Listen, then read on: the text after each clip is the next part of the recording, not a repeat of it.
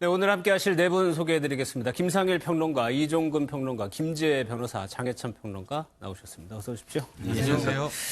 오늘 첫 번째 이슈부터 살펴보겠습니다.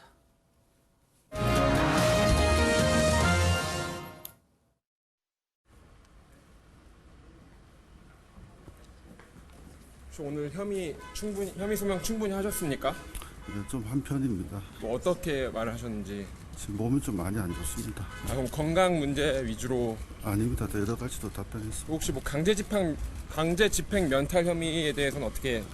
혐의에 대해서 조금씩 다 했었습니다. 지금 몸이 안 좋아서 나중에 했습니다. 혐의는 다 부인하셨나요?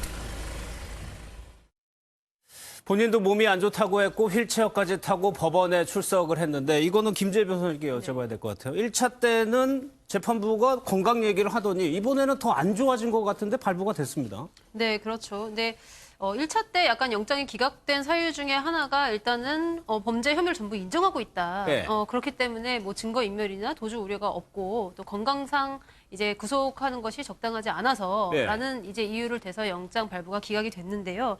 근데 이제 이번에는 그때도 근데 사실은 약간 논란은 있었습니다. 그렇죠. 왜냐면은 예. 같은 공범들은 전부 다 지금 구속이 된 상황이어서 약간 형평에 어긋나는 것 아니냐라는, 그리고 또 죄질이 구속 사유가 충분히 될 만큼 좀 무겁다라는 이제 그런 비판이 있었는데 2차 영장 실질 심사에서는 어쨌든 이제 1차에서는 참여하지 않았지만 이번에는 참석을 했고요. 이때 이제 목깁스와 휠체어를 타고 이제 출석을 했고 충분히 자신의 건강 상태에서 소명을 한 것 같지만 어쨌든 법원이 구속을 결정을 했습니다. 근데 이제 그거는 사실 판단하는 판사가 달랐기 때문에 다른 판단을 했었을 가능성도 조금 있고요.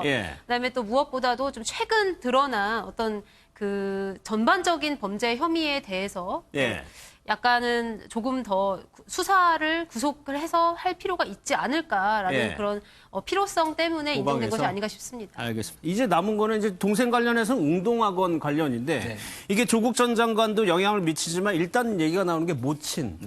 상당히 고령인데 실제로 검찰에 불러가지고 조사를 할까 싶기도 하거든요.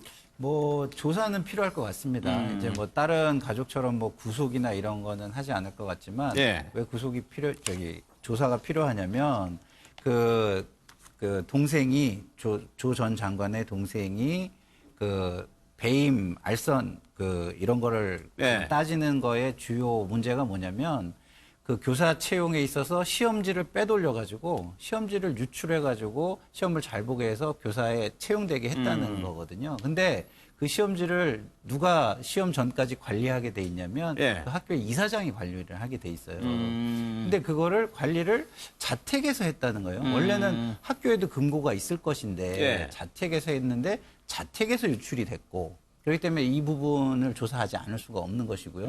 그리고 대가로 그 아들, 둘째 아들이죠. 조 전 장관의 동생이 대가로 돈을 받은 거에 일부가 어머니 계좌로 흘러 들어간 것 같다는 정황이 있다라는 보도도 있어요. 근데 그것이 보도가 사실이라면 또 그 또한 어떻게 해서 어떤 돈이 들어왔느냐 이런 건 조사를 안 할 수는 없는 것 같습니다.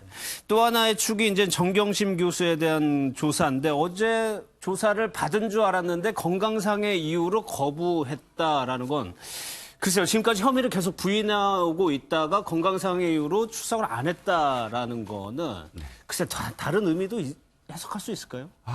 여러 가지 이 상황을 좀 상정해 볼 수 있겠는데요. 정경심 교수의 경우는 이미 자신은 구속 수사를 받고 있고 또 구속된 상태로 재판에 돌입할 것을 명약 관화하게 받아들인 것 같습니다. 그런데 이렇게 검찰의 수사에 불응하거나 계속 거부하는 건 그 다음 수순. 그러니까 남편인 조국 장관이 소환된다는 거 아니겠습니까? 소환될 가능성이 굉장히 크고 또 구속 여부가 이제 집중되고 있는데 자신이 버티면 버틸수록 사실은 조국 장관에 대한 어떤 뭐 수사에 대해서 상당히 어떤 시간을 벌거나 혹은 검찰의 어떤 수사에 어떤 자신이 어느 정도의 어떤 역할을 할 수 있지 않느냐. 그러니까 초점은 자신에 대한 수사도 있지만 종국에 가서는 남편인 조국 전 장관의 어떤 소환 내지는 그 수사에 대해서 자신이 계속 수사에 적극적으로 임할수록 불리해지는 게 아니냐.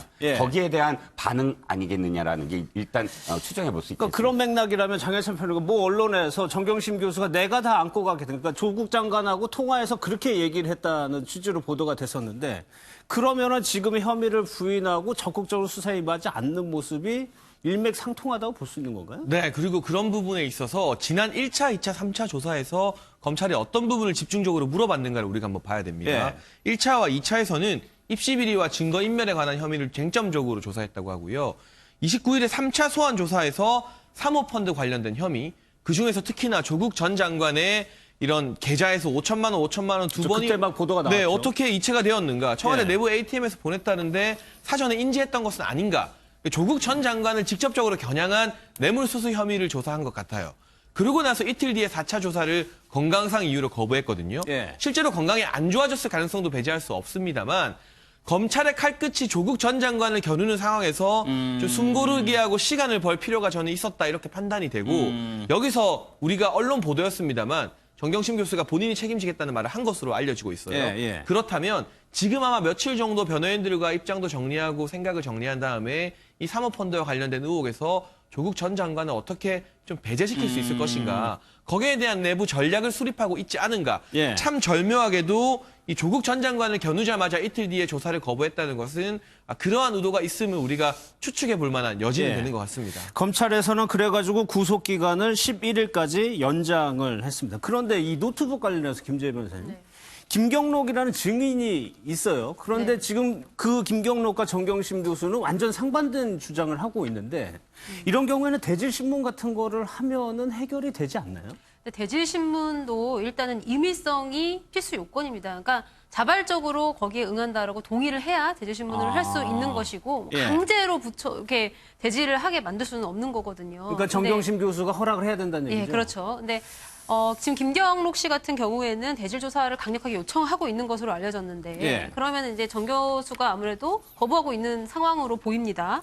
근데 정경심 교수는 이제 자신이 따로 지시를 하거나 그런 건 없는데 김경록이 알아서 했다라는 그런 취지인 것이고요. 김경록은 이거에 대해서 굉장히 억울해하는 느낌이고 그다음에 뭐 가방은 받았지만 안에 노트북은 없었다라는 그런 주장에 대해서도 좀 진술이 서로 엇갈리고 있는 그런 상황이죠. 대질을 한다고 해서 그런데 뭐 완벽하게 입증될 수도 있지만 그렇지 않을 수도 있어요. 사실은 객관적인 증거를 찾는 것이 우선이고요. 수사기관으로서는. 그래서 대질은 필요성 여부에 따라 다시 한번 검토해 보겠지만 일단 기본적으로 피해자가 거부하면은 대질할 수 없는 것이 원칙입니다. 알겠습니다.